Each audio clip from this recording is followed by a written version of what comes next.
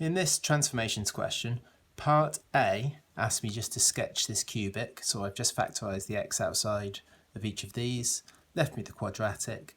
I've then factorised the quadratic, which allowed me to see the roots would be 0, and a repeated root at -2, and then I could draw the cubic in. So that was part A. Part B, I was told that the point -1, 0 lied on this equation. We then had to find the value of A. So the key thing is this is following on from part A. So what has this got to do with part A?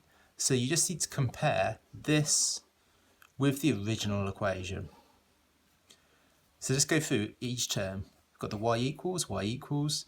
Then we've got an x plus a cubed and an x cubed. Then we've got 4 lots of x plus a squared. Here I've got 4 lots of x squared. Here I've got 4 lots of x plus a. Here I've got 4x. So hopefully you can see that this is exactly the same thing as this, just we've got x plus a instead of x. So this is a transformation of the original equation with just x plus a. This is our transformation. And we know that this will give a translation of this function by a squares in the x direction. So if I'm told that this coordinate here lies on this curve, here is -1, 0, roughly. -1, 0 is roughly here. So it could either be that this point here has been translated 1 square in the positive direction. This -2 could have moved 1 square to be here.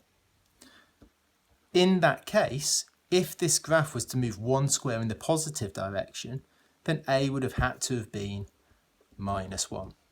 Because f of x -1, that gives a 1 square translation in the positive direction. So if a was -1, here, here and here, then that would move this point to there. Or alternatively, it might not actually have been this point that moved to here, it might actually have been this point that moved to there. In which case it's moved 1 square in the negative direction. And in that case, a would have had to have been +1. So I had f of x +1. And then in that case, that coordinate there would have moved to there. So these were my 2 values of a to answer this question. The question just after that is very similar. We've got this quartic equation where I saw that the roots were at 0, -1 and a repeated root at -3. So I've drawn that quartic equation there.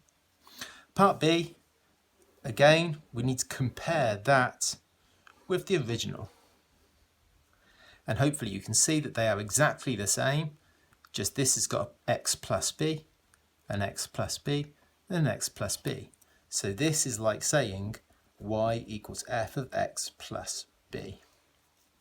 So again, this is a translation of this graph by b squares in the x direction. If I'm told that the point 2, 0, so the point 2, 0 is over here somewhere, lies on this curve, then it might be that either that point here has moved 2 squares in the positive direction, in which case b would have had to have been -2. Because if that's a -2, that's going to move it 2 squares in the positive direction. So b could equal -2.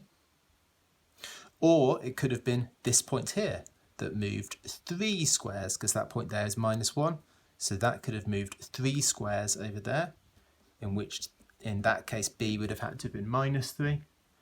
Or finally, it could have been this point here at -3 that moved 5 squares to be over there, in which case b would have had to have been -5. And those are my 3 different values of b that would transform this graph so that either this point, or this point translated over here so that 2, 0 lied on that curve. So the real key thing here in both of these questions is it's part B. Part B always has something to do with part A, so compare them very carefully so that you can get the transformation, and then you can think of it in those terms.